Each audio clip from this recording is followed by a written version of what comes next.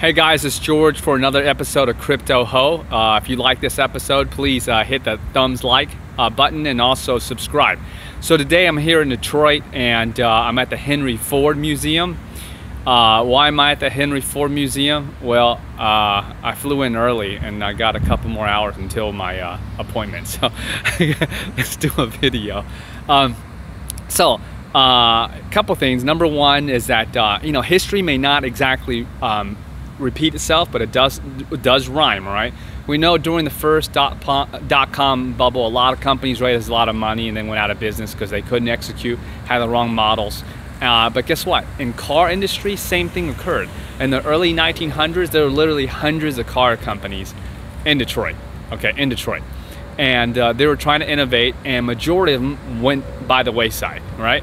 You only have three now, pretty much, Chrysler, Ford, and GM. And Chrysler is not a US company anymore, and of course you got Tesla, who just got started. I want you to think about just hundreds had the idea, they got into the boom, they raised a lot of money, some of them delivered product, and then a lot of them just probably took the money and dashed. Sound familiar? Okay, sounds like some of the ICOs that we got to deal with right now. So long-term, only two in the United States have survived, okay? Stayed independent and within the United States.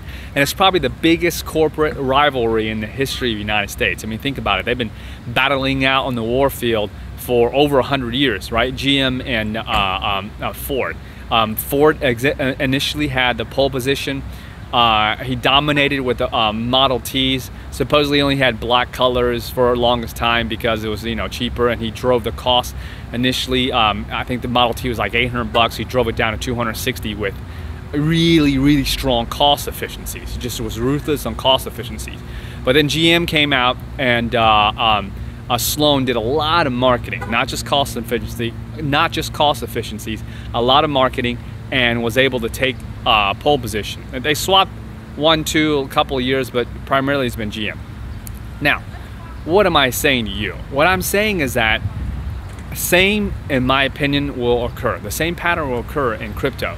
That in a couple of years from now, after this huge Wild West time that we're having right now in crypto, only a few will be dominant within the crypto arena, because their protocol will have the mass adoption, the protocols will have the developers, and the protocols will just absolutely work to do what cryptocurrency is supposed to do, right? As in, transfer value, and also smart contracts and other type of utilitarian values that's going to occur using blockchain technology.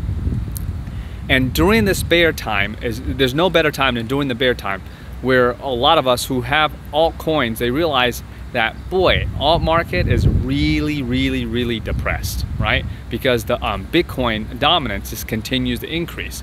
And what I see is that a lot of my friends, myself included, what we have is we have like two portfolios, okay? Again, I'm not a financial advisor. This is not financial advice. I'm just giving you an opinion.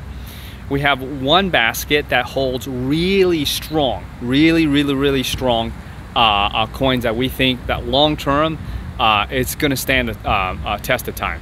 Bitcoin, Ethereum, Litecoin, it already has a lot of developers, that already has tons in the community, right?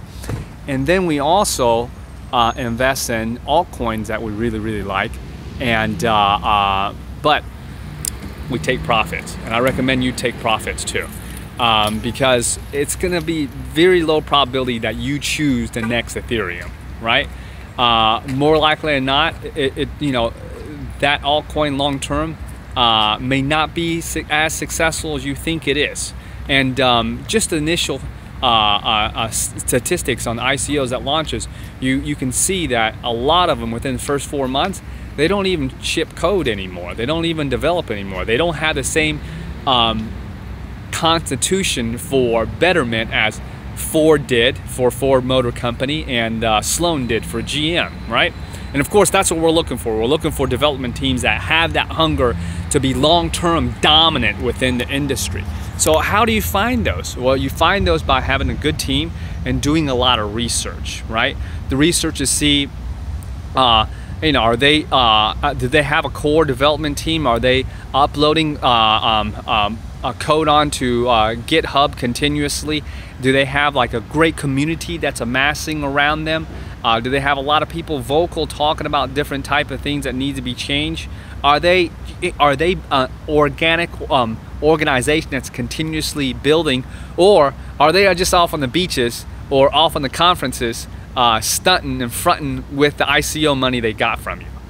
Those are the things you need to take in consideration as you invest in altcoins. Therefore, my opinion is that always take some profits as it goes up. If you absolutely believe in the team, sure, hold some coins long term and hodl it, but definitely, you're not getting real profits unless you lock it in with BTC. I mean, swap it out with BTC or Ethereum or some other really good coin. I don't know why you would do fiat. I'm sure there are a lot of people who like to tether because they're doing a lot of trading. You just have to be very nimble, and a lot of us, we just don't have that amount of time to be nimble trading. And it takes a different type of person, in my opinion, to be a good trader, real contrarian. If you're that type of person, you know, great, hats off to you. If you like this message, again, hit the thumbs up button and also subscribe today. We look forward to seeing you in another episode of Crypto Ho. And, you know, we also are continuous doing research. Leave your comments down below. And we're all looking for the next Ford and GM long-term decentralized successes within the blockchain ecosystem.